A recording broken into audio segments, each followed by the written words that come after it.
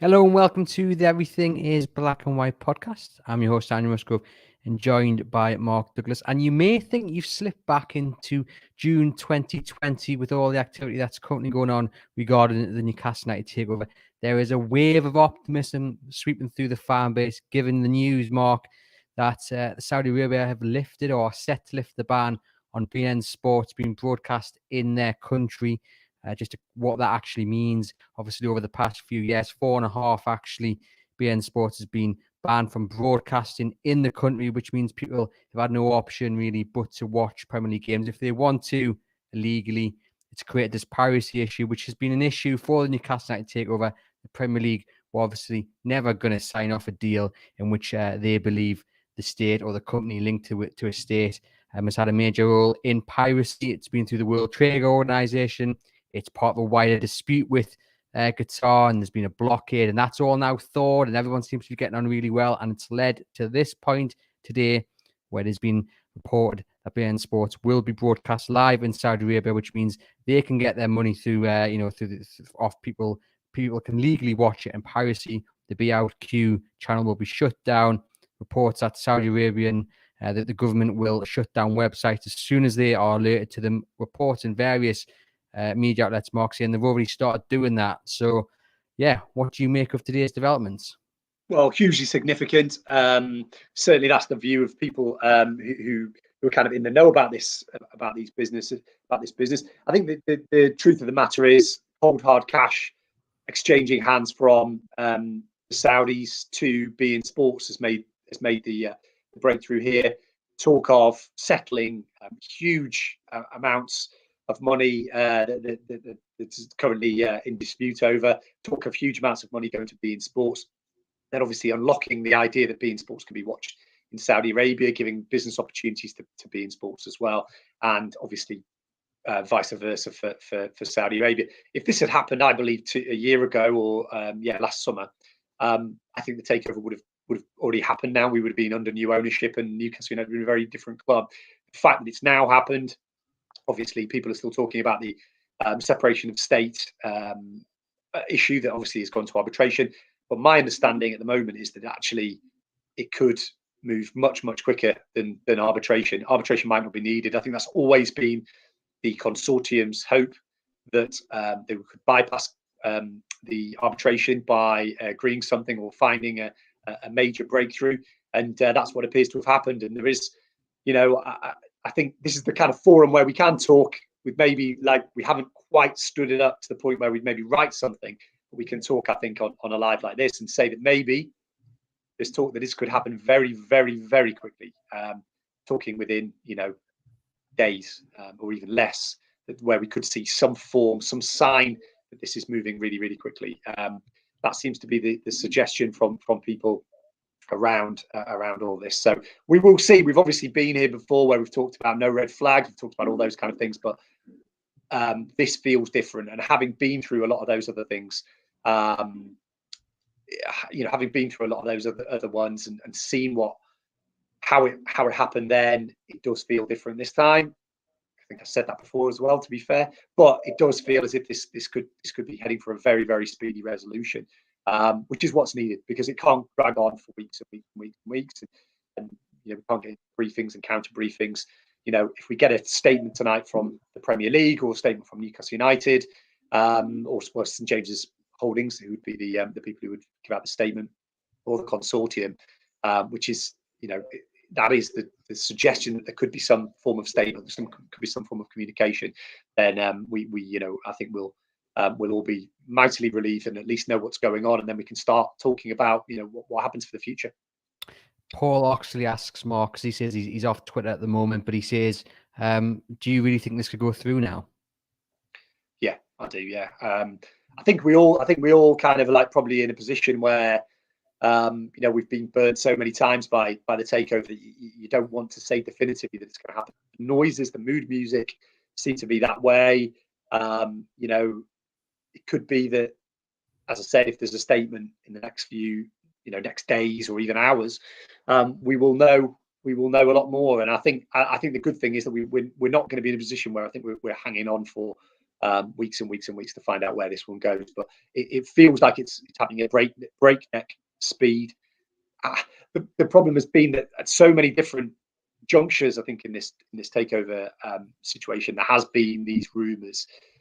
When it all breaks, then you have people rowing it back. Well, this time there isn't people rowing it back quite so much. And obviously the big difference now is that commercial resolution to the beIN Sports Saudi dispute has arrived. Now, that was always, I think, the problem in the first place. It was all about piracy. I know it was, I know we sat through the takeover, the CAT case last week, in which a lot of things were said, which a week on look sort of positively old-fashioned. The QC, I've got to laugh. I've got a wry smile on my face. The QC for St James's Park Holdings said the Chronicle was a dubious source because we said that Saudi Arabia was still interested in the club. Well, here we are a week later, and I'm not suggesting that my learned friend might have been putting something out there for Mike Ashley's sake, but here we are, a week on. My understanding was always that Saudi Arabia wanted to take over the club. That hadn't changed. So, I feel there was a massive chance of this happening if there was a big breakthrough in terms of the separation of states, or as we're seeing now, the Premier League seems to have indicated that if this is resolved, that does change things as far as the takeover goes. So we will see. I don't want to be sat here in 2 weeks and saying, the club's dead, the club's flat, all these things again. But I think this feels like a quite positive juncture in this 2-year saga. And it's clear to see why Qatar are happy with this agreement with Saudi about beIN Sports, because it's a country of 40 million people, and that is a lot of money. And you can clearly see why they were angry in the first place. Of course, they lobbied against this takeover because at the end of the day, they lost money, and the Saudi government, by the World Trade Organization, was deemed not to have done enough to stop that. And obviously reports say, BLQ will be shut down or has been shut down, and any other websites with piracy will go as well. I like what you mentioned there, Mark, about some information. And I know it's only been a couple of hours since everything broke. And like you say, there are rumors and talks that some sort of communication will fall tonight. But it's really important that I think that happens as well, because one of the things the fans have been through is this lack of communication, and there's always a vacuum. And right now, everyone's saying, well, what are the Premier League saying? What are the buyers saying? And we don't know where that communication, if at all, who it's going to come from. But it's important it does come in the next couple of days, because there's lots of questions, and fans watching, fans listening, fans reading our work online. They need some sort of information so they know where they stand, where their club stands. Exactly, yeah. And I think, we're almost at the point where when people sort of say, well, what are the buyers saying? What's the seller saying? To be honest, it's irrelevant until we get something from the Premier League, really, or a statement saying the club has been sold and the deal's gone through.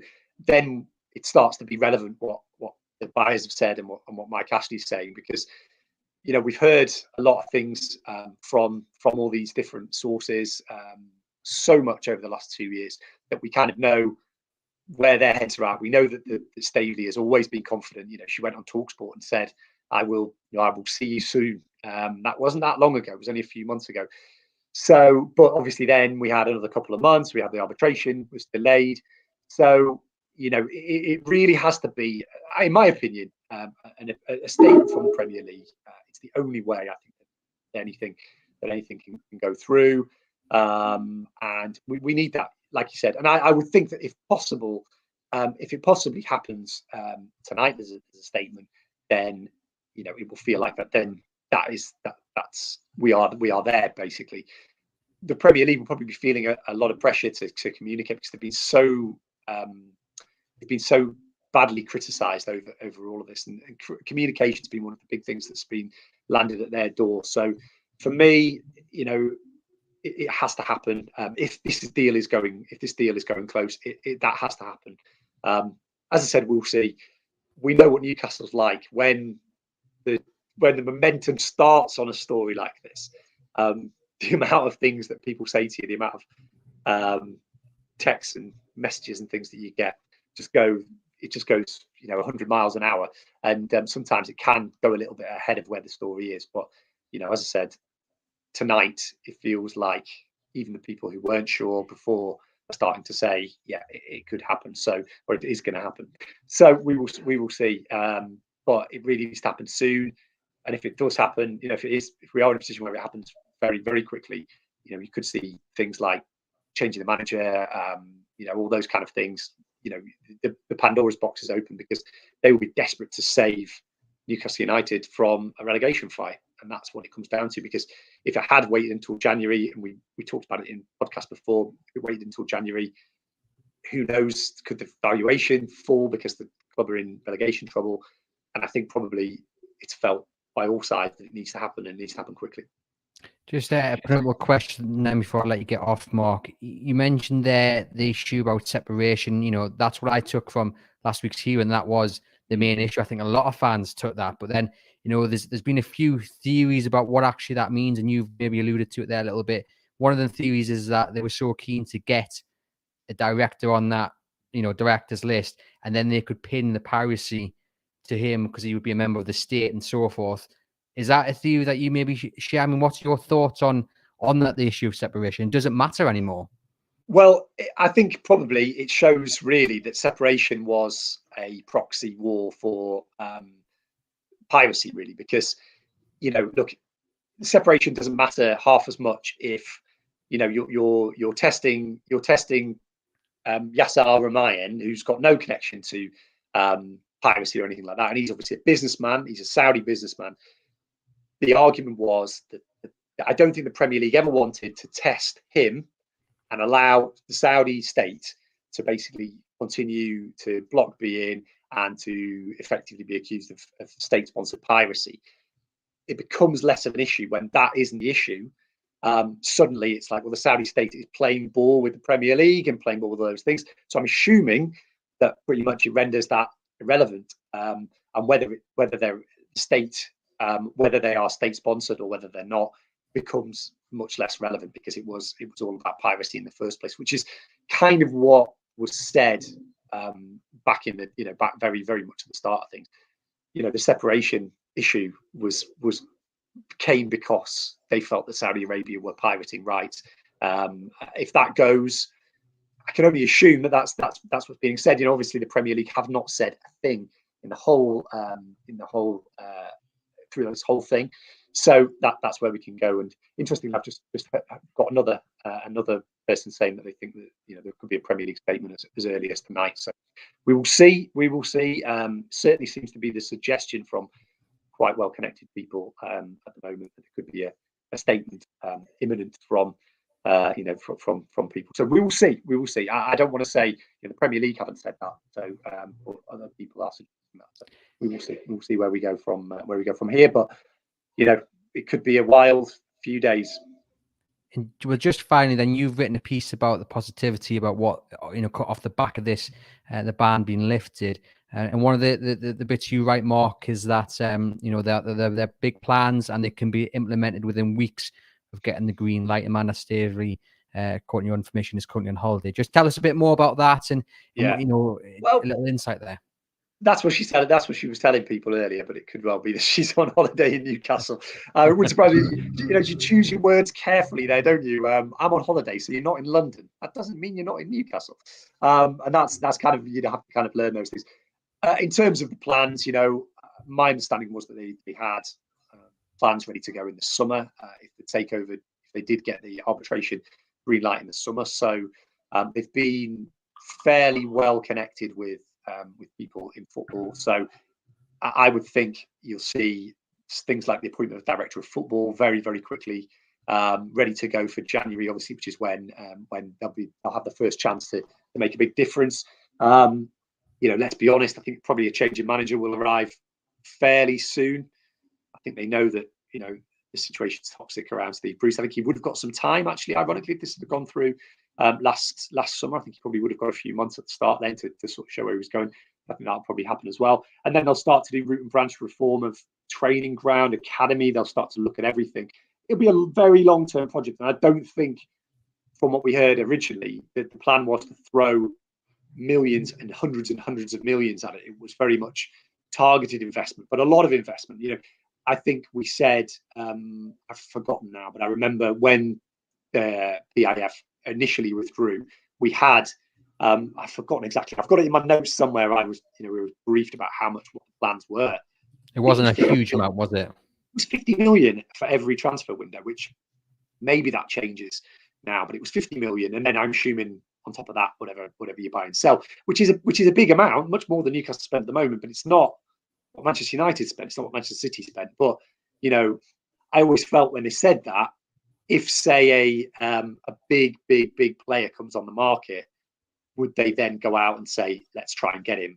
And there will be a few of them doing the rounds in the summer, in January, and in the summer. So who knows? I always felt that was, it'll be targeted investment. It's a good message to get out there, isn't it, to people who maybe want to sell you a player. But I kind of always felt that, if a big player then comes on the market, a kind of marquee name would potentially go for him. And I know, when the kind of messy stuff happened, it was always like, if Saudi Arabia had happened, would they have? I don't think they would have got him. It was like, I could imagine them trying to put together a package to bring him to Newcastle, something like that. But obviously that was, it's all fantasy football at the time. And I remember, I think it was kind of it was mentioned at the time, and everybody was, saying, "Oh, not this again," kind of thing. So, but hopefully we will be able to start talking about those kind of things in not too distant future. Lots of people asking you, Mark, to finish off. Cans. Have you got your cans in the fridge?